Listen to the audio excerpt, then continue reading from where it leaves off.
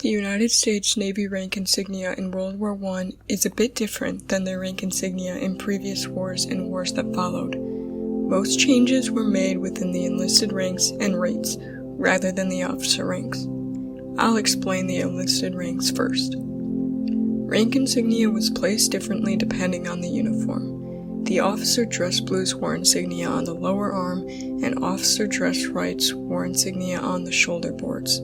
The famous Navy enlisted Cracker Jacks wore insignia on the mid-arm and lower arm. I'll show all ranks insignia types when explaining the ranks. In the U.S. Navy, the rank name has a lot to do with the rate of the individual. In World War I, the U.S. Navy had 3 different rate branches, including the Seaman branch, Artificer branch, and Special branch. A list of rates that make up each branch is shown on the screen. For the enlisted, you still have the normal distinction of chiefs, petty officers, and seamen. The lowest enlisted ranks were referred to as non-rated third class, non-rated second class, and non-rated first class. Sailors in the Seaman branch had the ranks Apprentice Seaman, Seaman Second Class, and Seaman First Class. Keep in mind, Seaman wasn't a rate, rather a general referral to all the sailors. The insignia of the non-rated ranks were worn on the lower arm. The third class wore 1 cuff on the sleeve, the second class wore 2, and the first class wore 3. Next, we have the petty officer distinction. Similar to the previous, it contains third-class petty officers, second-class petty officers, and first-class petty officers. These ranks contain their rate name and rank following. Using quartermaster as an example, Quartermaster Third Class. Insignia was worn on the mid-arm, with third class having 1 chevron, second class having 2 chevrons, and first class having 3.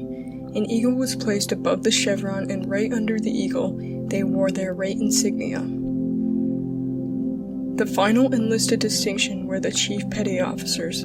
Using quartermaster as an example, they were referred to as chief quartermaster.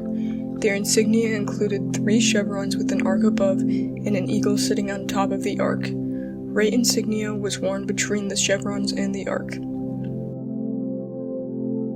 Before I move on to the officer ranks, I need to make the distinction between line ranks and staff ranks. Line ranks contain officers in line duty, while staff ranks are more landside. Staff ranks corps and insignia color can be read on the screen.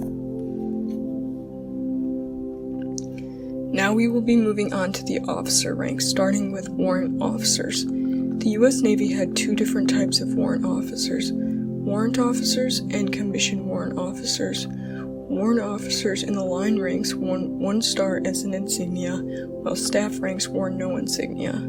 Commissioned warrant officers in the line ranks wore 1 star above a single line with dashed yellow and blue lines. The staff ranks wore only the dashed yellow and blue line. Commissioned officers follow a similar path, with line officers wearing a star above their insignia. The rank is as follows.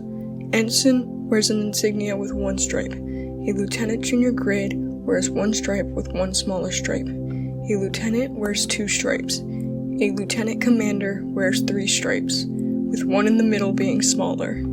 A commander wears 3 stripes. A captain wears 4 stripes. A rear admiral wears 1 very wide stripe with a smaller stripe above it. A vice admiral wears 1 very wide stripe with 2 smaller stripes above it. An admiral wears 1 very wide stripe with 3 smaller stripes above it. That's going to do it for the rank structure of the U.S. Navy in the First World War. Hope you enjoyed, and I'll see you in the next video. Thank you and have a great day.